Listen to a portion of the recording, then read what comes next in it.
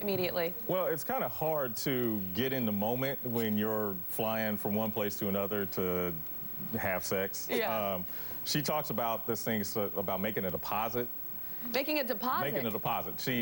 She goes, honey, it's time to make a deposit. And I'm like, it's not the post office. I'm not dropping off a package. Okay. So it kind of dulls my mood. And I'm not the most romantic person in the world. So I really have to be excited and energetic in order to And what did do what I need to she do. buy for Valentine's Day? She bought some his and her lubricant.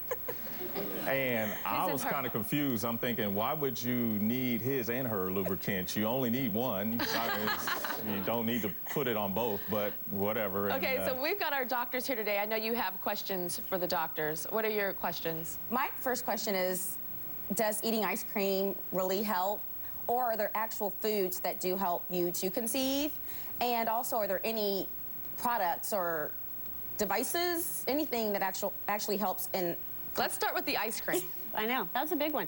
Well, first I would say, of course, you should be eating healthily, which means not eating too much fat, too much of anything you know is not good for you. But there actually was a study out of Harvard that talked about ice cream.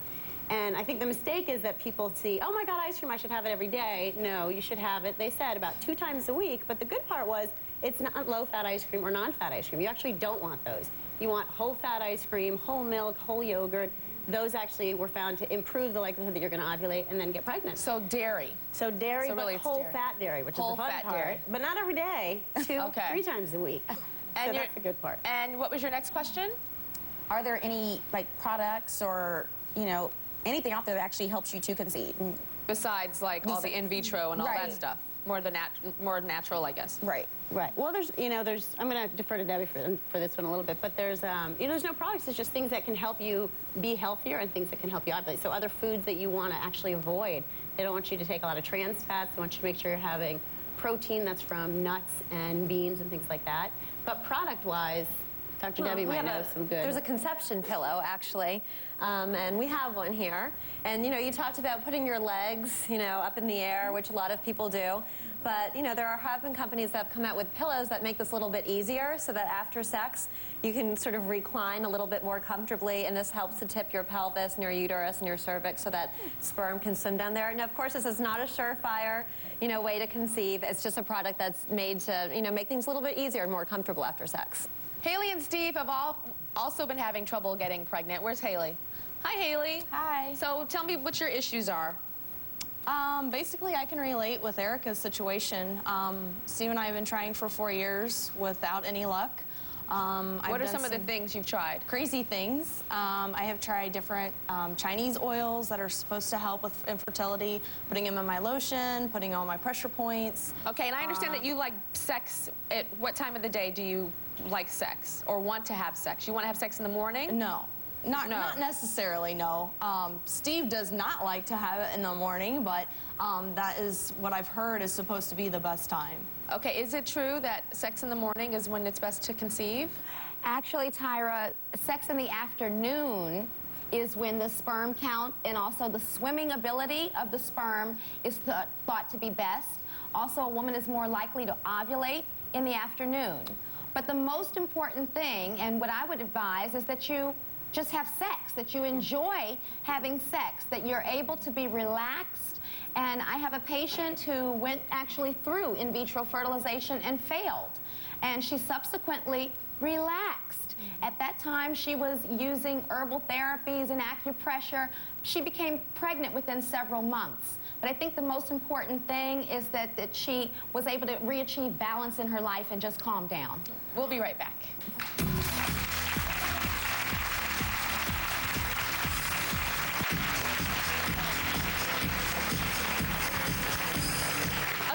Talked about all the surprises, the good stuff, the bad stuff that comes with pregnancy, but what about the unexpected things that can happen once your baby is actually out in this world? Lisa says that she never thought in a million years that she would be forced to dress her 5-month-old baby in pink every single day. So, baby's not in pink today, but what do people say when they see your baby?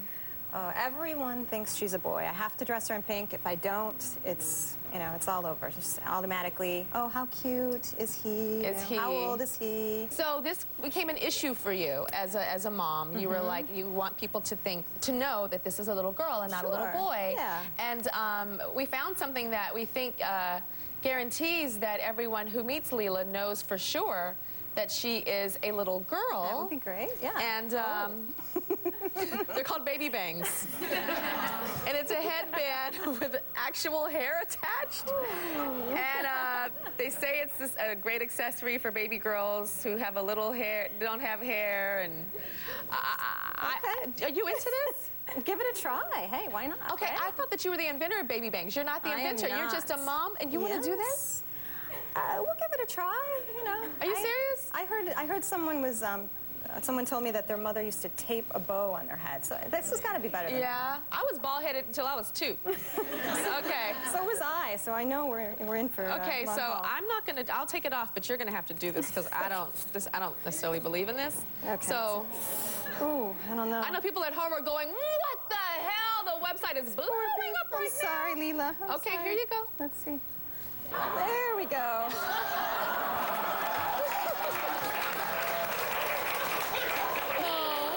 Oh my. I'm not sure. No? Oh my God. I'm sorry. I have never seen anything like this in my life. She looks like a little monk. I'm sorry, I have to take this off. I think you look so cute. Yes. Yes.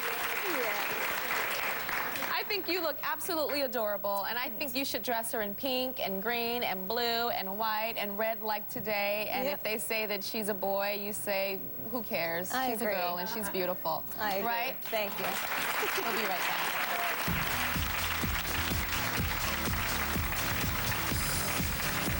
Go to TyraShow.com for an exclusive backstage interview with Dr. Debbie on more of the do's and don'ts of sex during pregnancy. Okay? And did you guys learn a lot about pregnancy today? I learned a lot of stuff that I didn't know. And I kind of know a lot about this subject, but I learned a lot. Okay, we'll see you later.